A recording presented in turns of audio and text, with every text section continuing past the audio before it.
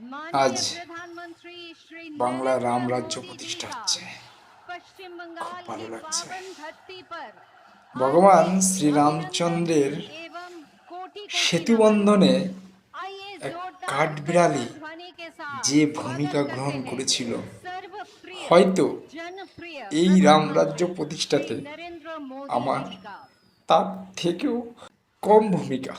তবুও তবুও আজ গর্ব হচ্ছে।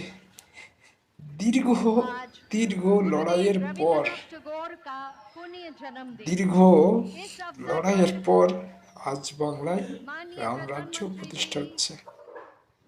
पुष्पांजलि कर रहे हैं অনেক এবং গালিগালাজ, সেই সঙ্গে আছেন অনেক সিএম ডেজিগনেট কটু কথা শ্রী শুভেন্দু শুনেছি, অধিকারী। হয়তো আজকে অনেকের থেকে অনেক কম, মঞ্চে উপস্থিত আছেন কারণ আমি কটু কথার মাননীয় কমেন্টে রাজ্যপাল রিপ্লে শ্রী উত্তরে আর এন কোনো রবি। কটু কথা বলিনি, এদের তাই সকলের আমার সাথে উপস্থিতিতে তর্ক বিতর্ক সেভাবে পুষ্পার্ঘ্য কারো প্রদান হয়নি। করা হলো। এক দুজনের ছাড়া কেউ অতিরিক্ত খারাপ কিছু বললে হয়তো উত্তর দিয়েছি, তাছাড়া সাধারণত কোনো কটু কথা বলিনি। তবে जोरदार আজ कट्टल ध्वनि के साथ स्वागत कीजिए খুব শান্তি পাচ্ছি, খুব খুব माननीय শান্তি। प्रधानमंत्री परम आदरणीय प्रधानमंत्री श्री আর नरेंद्र একটা मोदी কথা जी। বলতে চাই, সবরই প্রতীক্ষার মতো অনেকেই দীর্ঘ প্রতীক্ষা।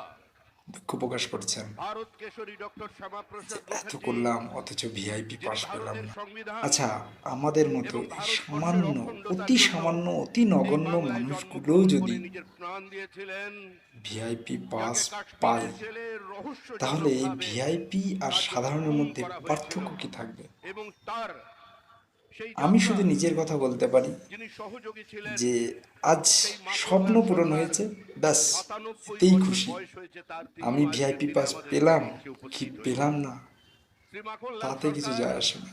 আজ তারপরে দিল্লিতে রাজ্যের বাইরে আছি, পাস পেলেও আমার পক্ষে যাওয়া সম্ভব ছিল না, দেশাত্মবোধক গান গাওয়ার জন্য দিল্লি পুলিশ তাকে তাই গ্রেফতার করে। দূর থেকে কংগ্রেসের সরকার দেখে আনন্দ হচ্ছে, নিয়ে যাওয়া হয় ব্যাস বিচারালয়ে। শেষ কথা এটাই, আনন্দ হচ্ছে। বিচারপতি বলেন তার এই যে উকিলের আপনারা যারা পরামর্শে যে আমাকে ক্ষমা চান আপনার কম মুক্তি বেশি দেব, ফলো করেন, কিন্তু মাখনলাল তাতেই সরকার আমি খুব বলেছিলেন খুশি। আমি কোনো অপরাধ করিনি, আগামী দিনেও আশা করি আপনারা সুতরাং আমি একটা গান গেয়েছি। এই ভালোবাসাটা বিচারপতি দেবেন, বলেন তাহলে আপনি সেটুকুই গানটা আশা গিয়ে করি। শোনান।